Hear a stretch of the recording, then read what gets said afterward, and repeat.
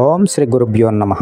ఇది పరీక్షా కాలం. పిల్లలందరూ కష్టపడి చదివి పరీక్షలు రాస్తూ ఉన్నారు. పిల్లలతో పాటు తల్లిదండ్రులు కూడా తీవ్రమైన ఒత్తిడిలో ఉన్నారు. తల్లిదండ్రులు పిల్లల భవిష్యత్తు కోసం, పిల్లలు తమ తల్లిదండ్రుల యొక్క ఆశలను నెరవేర్చడం కోసం నిరంతరం కష్టపడి పరీక్షలు రాస్తూ ఉన్నారు. ఈ పరీక్షలు రాసే విద్యార్థులు రకరకాల సమస్యలను ఎదుర్కొంటూ ఉన్నారు. ఇంటిలో బయలుదేరిన దగ్గర నుంచి ఎగ్జామ్ హాల్కి వెళ్ళే వరకు, ఎగ్జామ్ హాల్లోకి వెళ్ళిన తర్వాత పరీక్ష రాయడం మొదలుపెట్టి సరైన సమయంలో వాటి యొక్క సమాధానాల గుర్తుకు రాకపోవడం వల్ల కొంతమంది ఇబ్బంది పడతారు. సమయాభావం వల్ల కొంతమంది ఇబ్బంది పడుతూ ఉంటారు. ఒక్కొక్క ప్రశ్నకు వేరొక ఆన్సర్ రాసి కొంతమంది ఇబ్బంది పడుతూ ఉంటారు. ఎంత కష్టపడినా మాకు ఫలితం దక్కట్లేదని కొంతమంది నిరాశతో ఉంటారు.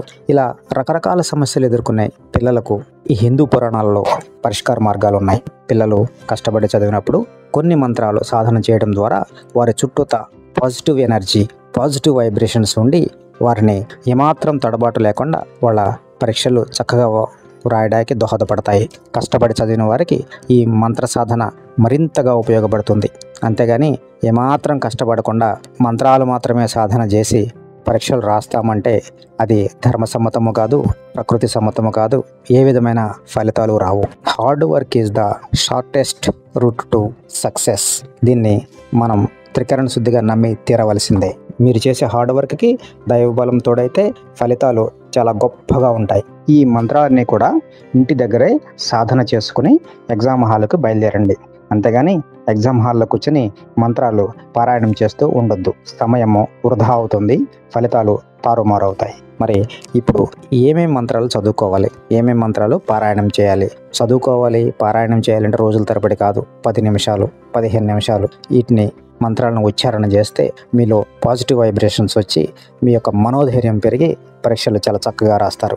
అవేమిటో చూద్దాం. ముందుగా మనం ఎగ్జామ్ హాల్కి వెళ్ళాలి. ఈ దారిలో ఏ విధమైన విఘ్నాలు జరగకుండా చూడమని విఘ్నేశ్వరుని యొక్క మంత్రాలు చదువుదాం. ఓం గం గణపతయే నమః. ఓం గం గణపతయే నమః. ఓం గం గణపతయే నమః. మీరు ఎగ్జామ్ హాల్లోకి వెళ్ళారు, కూర్చున్నారు, క్వశ్చన్ పేపర్ ఇచ్చారు. మరి ఇప్పుడు ఎగ్జామ్ రాయాలి కదా, దానికి ఎవరిని తలుచుకోవాలి? గురువులకు గురువు, పరమ గురువు శ్రీ దక్షిణామూర్తి మంత్రాన్ని ఒక్కసారి పారాయణం చేసుకోండి. ఓం నమో భగవతే దక్షిణామూర్తయే మహ్యం మేధాం ప్రజ్ఞాం ప్రయచ్ఛ స్వాహా. పరమగురువు యొక్క ఆశీర్వాదం తర్వాత చదువుల తల్లి సరస్వతీదేవి మనకు తెలిసిన జ్ఞానాన్ని పేపర్ మీద రాయడానికి సహకరిస్తుంది.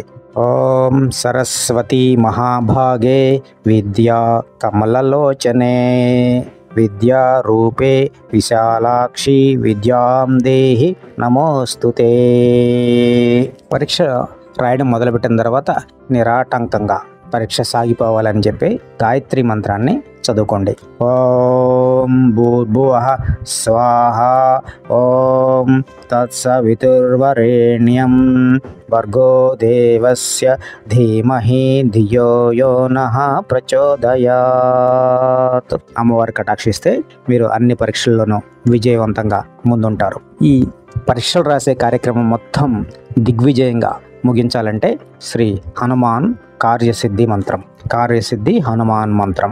త్వమస్మిన్ కార్యనిర్యోగే ప్రమాణం హరిసత్తమా హనుమాన్ యత్నమాస్థాయి దుఃఖక్షయకరో భవ. హనుమంతుడు మిమ్మల్ని అన్ని కార్యాలు దిగ్విజయంగా ముగించే విధంగా మిమ్మల్ని ఆశీర్వదిస్తాడు. పరీక్షలన్నీ అయిపోయిన తర్వాత భగవంతునికి ఒకసారి కృతజ్ఞతలు తెలియజేసుకోండి. మీరు రాసే ప్రతి పరీక్షలో విజయం సాధించాలని మనస్ఫూర్తిగా కోరుకుంటూ ఆ దేవతలందరూ మీకు హితోధికంగా సహాయం చేయాలని, మీ కష్టానికి తగిన ఫలితం మీకు రావాలని, మీ తల్లిదండ్రులు సంతోషించాలని కోరుకుంటూ మీ ధర్మనిర్తి ఛానల్. ఓం శ్రీ గురుభ్యో నమః.